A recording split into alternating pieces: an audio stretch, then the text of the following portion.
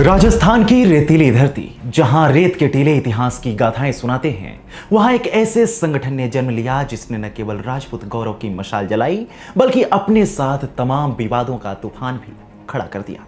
नाम है श्री राजपूत करणी सेना। एक ऐसा नाम जो कभी सांस्कृतिक सम्मान की दुहाई देता है तो कभी सड़कों पर हंगामा मचाकर सुर्खियां बटोरता है। लेकिन रुकिए, क्या आपने वो अफवाह सुनी जो बाजार में गूंज रही है? कहा जाता है कि करणी सेना की नींव कहीं ना कहीं कच्ची शराब के अवैध धंधे से जुड़े तारों में उलझी थी। यह दावा सुनने में जितना सनसनीखेज है, उतना ही रहस्यमयी भी है।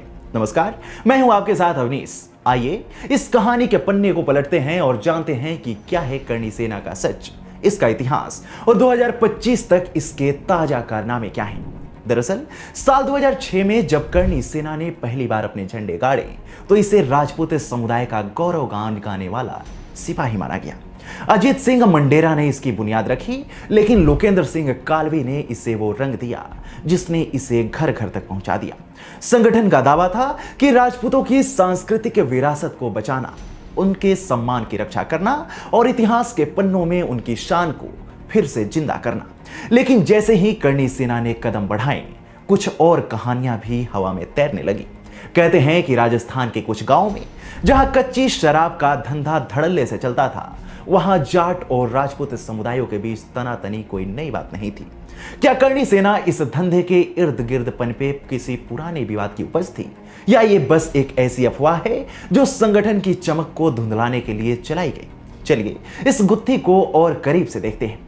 राजस्थान में कच्ची शराब, जिसे स्थानीय लोग प्यार से देसी ठर्रा कहते हैं, वहां के ग्रामीण इलाकों की गलियों में एक छुपा हुआ राज है।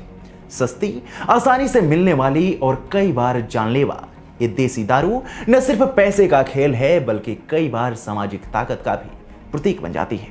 कुछ लोग दबी जुबान में कहते हैं कि 2000 के दशक में जब करणी सेना ने जन्म लिया, तब राजस्थान के कुछ हिस्सों में शराब के इस धंधे पर कब्जे को लेकर जाट राजपूत टकराव चरम पर था। ऐसे में सवाल उठता है कि क्या करणी सेना इस जंग में राजपूतों का ढाल बनकर उभरी थी? सोशल मीडिया पर भी ऐसी अफवाहें उफान पर हैं। लेकिन रुकिए, जरा ठंडे दिमाग से सोचिए। करणी सेना को लेकर किए जा रहे इस दावे के पीछे कोई पक्का सबूत नहीं मिलता। करणी सेना के नेताओं ने ऐसी हर बात को सिरे से खारिज किया है। वो कहते हैं ये सब हमारी छवि को बदनाम करने की साजिश है। इतिहासकार और समाजशास्त्री भी मानते हैं कि ये कहानी शायद छोटे मोटे स्थानीय झगड़ों को बढ़ा चढ़ाकर पेश करने का नतीजा हो। असल में करणी सेना का जन्म राजपूतों को एकजुट करने और उनकी आवाज को बुलंद करने के लिए हुआ था। शराब का धंधा इसका मकसद था ही नहीं। फिर भी सोशल मीडिया पर चल रहे इन अफवाहों ने संगठन को एक रहस्यमयी रंग जरूर दे दिया है। करणी सेना ने अपने गठन से लेकर अब तक कई ऐसे काम किए जिन्होंने इसे सुर्खियों का सितारा बना दिया। कभी ये सड़कों पर तलवारें लहराते दिखे, तो कभी सभागारों में इतिहास की बातें छेड़ते दिखे। आइए इनके कुछ मशहूर कारनामों पर नजर डालते हैं। पहला है साल 2018 में हुआ पद्मावत पर पंगा। संजय लीला भंसाली की फिल्म पद्मावत ने करणी सेना को रातों रात देश भर में मशहूर कर दिया। संगठन ने चिल्लाकर कहा कि फिल्म में रानी पद्मावती और राजपूत इतिहास का मजाक उड़ाया गया है। सेट पर तोड़फोड़ से लेकर सिनेमा घरों के बाहर तक करणी सेना ने जमकर हंगामा मचाया। नतीजा यह हुआ कि फिल्म तो रिलीज हो गई, लेकिन संगठन की ताकत का डंका जरूर बजा। दूसरा है राजनीति का रणक्षेत्र। करणी सेना सिर्फ सड़कों तक सीमित नहीं रही, राजस्थान की सियासत में भी इसने अपनी धाक जमाई। राजपूत वोटरों को एकजुट करने से लेकर नेताओं को आंख दिखाने तक संगठन ने हर मौके पर अपनी ताकत आजमाई है। कभी आरक्षण की मांग तो कभी सामाजिक सम्मान की बात। करणी सेना ने हर मुद्दे को भुनाया है। अब हाल के सालों में करणी सेना ने अपने रंग बदले हैं। अब ये सिर्फ तलवारें लहराने वाला संगठन नहीं रहा। साल 2024 में इसने अवैध खनन और पर्यावरण जैसे मुद्दों पर भी आवाज उठाई। स्कूलों में बच्चों को इतिहास पढ़ाने से लेकर गांव में नशा मुक्ति अभियान तक संगठन अब समाज सेवा का झंडा भी बुलंद कर रहा है। 2025 में करणी सेना ने कई सामाजिक और सांस्कृतिक कार्यक्रम आयोजित किए हैं, जिनमें राजपूत इतिहास पर सेमिनार और युवाओं के लिए जागरूकता अभियान शामिल है। संगठन ने डिजिटल प्लेटफॉर्म्स का भी उपयोग शुरू किया है ताकि अपनी बात को अधिक लोगों तक पहुंचा सके।